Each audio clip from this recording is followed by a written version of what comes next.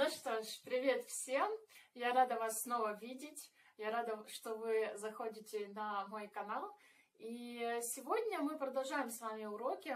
Сегодня мы продолжаем тему предыдущего видео. У нас было видео «Шаг назад», часть первая. И сегодня будет часть вторая, где мы с вами рассмотрим 3 самых популярных ошибки, которые я вижу на мелонгах. Да? Но об этом немножко попозже, потому что не могу пройти стороной такой день. Сегодня у нас с вами праздник, сегодня у нас день всех влюбленных. От меня для вас есть небольшой подарок, приглашение на индивидуальное занятие.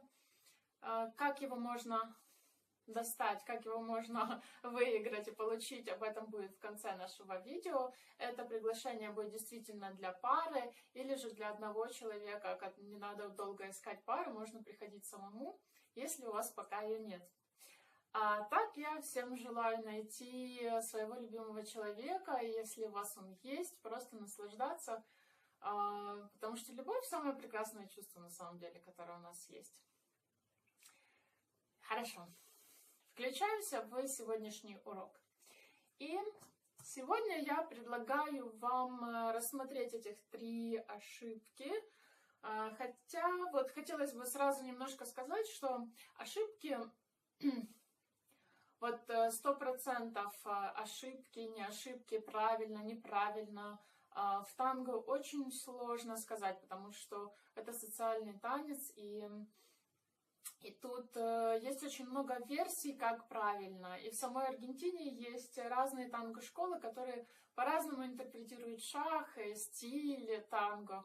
Поэтому все, что я вам тут предлагаю, это какое-то мое видение.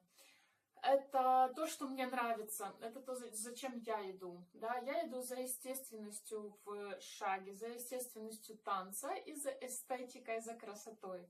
То есть как мне нравится, как выглядит партнерша, ее движение, то, что и я хочу делать, то, что я танцую, и я вам это предлагаю. И у каждой на самом деле есть вариант оценить, принять или не принять. То есть у каждого из вас есть выбор на самом деле, как вам больше нравится. И танго для этого просто шикарный танец, потому что на самом деле вы можете себя проявлять так, как вы считаете нужным. Хорошо, значит, первое внимание ваше сегодня я хочу обратить на шаг назад и как мы выводим в этот шаг ножку.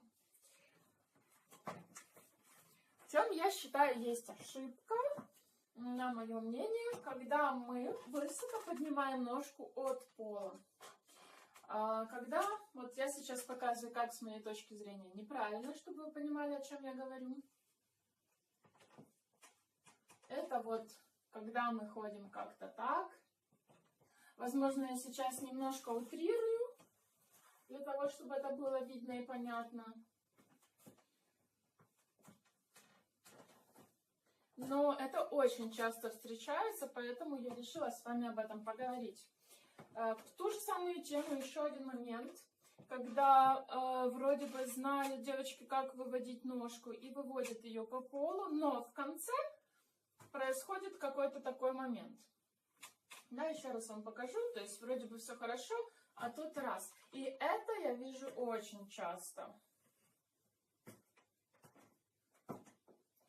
Я предлагаю вам проконтролировать себя, посмотреть это, как это со стороны, и выбрать свой вариант. Что я вам предлагаю?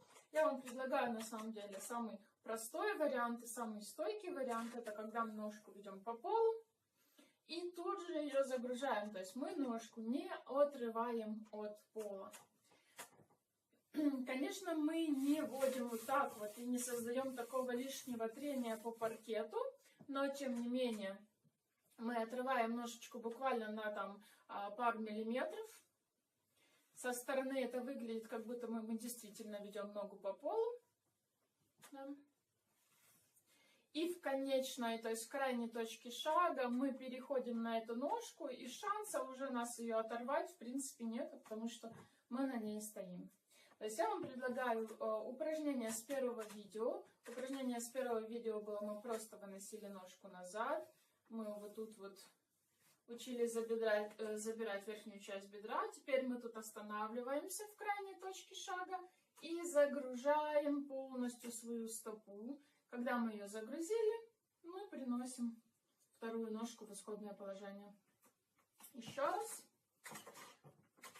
Мы отвели ножку на носочек. Это крайняя точка шага. Дальше я уже наступить не могу. То есть дальнейший шаг уже для меня невозможен сейчас. Тут я переношу вес своего тела. Когда я перенесла свободную ножку, я уже приношу в исходное положение. Это один такой важный вариант и одно упражнение. Дальше. Второй пункт. Всегда танцевать на согнутых коленях. Мне кажется, что это не очень правильно, потому что нет никакого акцента в танце. И вот это касается, кстати, не только шага назад. Я вижу, как и вперед танцуют, и другие элементы танцуют таким образом. То есть, когда колени вообще не разгинаются. То есть, вот они как согнулись, так с ними.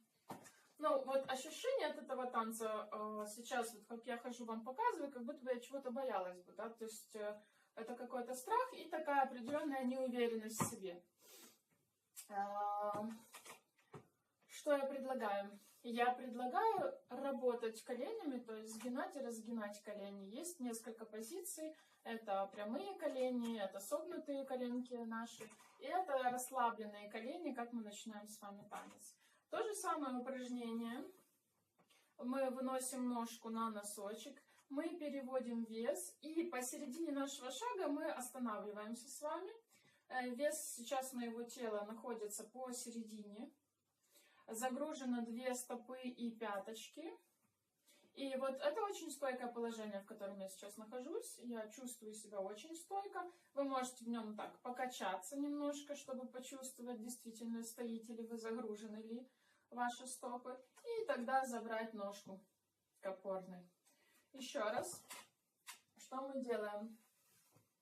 Мы выпрямляем ножку, загружаем пятку, и вот этот момент, где мы на ровненьких коленях с вами остаемся, где вес нашего тела посередине и 2 стопы загружены.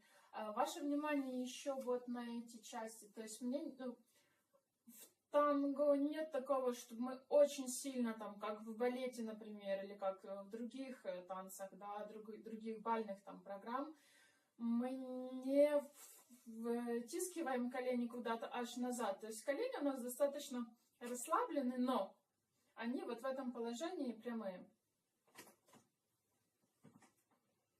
И как выглядит шаг, если мы все-таки выпрямляем, если мы все-таки работаем колени, когда они у нас переходят с одного состояния в другое состояние.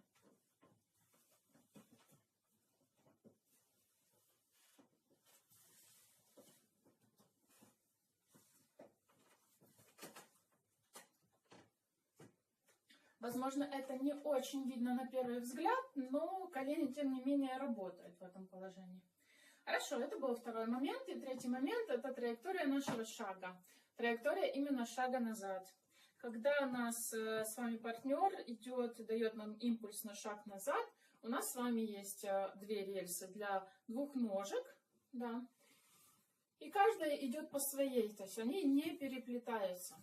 Если мы получили импульс на шаг назад прямо, то мы как бы прямо идем. Очень часто бывает такое, что ножка куда-то уходит. Хуже, когда еще и стопа, что-то с стопой происходит, да, в этот момент.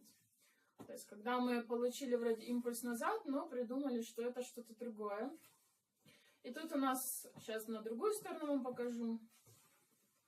И тут у нас и с бедрами что-то происходит, и очень много всяких разных деталей, о которых сейчас не хочу с вами говорить. Просто, если вы будете следить, что ваша ножка, вот это первое упражнение в первом видео, где ваша ножка уходит просто назад, этого будет вполне достаточно, чтобы вы на мелонгах чувствовали себя комфортно при таком ведении. На все остальное, когда ножка уже куда-то выходит, это должна быть скрутка от партнера, то есть это ведение партнера дополнительно на такие вещи. Хорошо, на этом мы с вами сегодня заканчиваем. Я думаю, информации тут достаточно. Я просто прошу вас себя проверить и посмотреть, что вы делаете, как вы делаете, и проконтролировать. Всегда лучше, когда вы понимаете, что делают ваши ноги. Когда ноги не ходят сами по себе бесконтрольно, а когда вы можете их расслабить, но все равно они остаются под вашим контролем. Хорошо.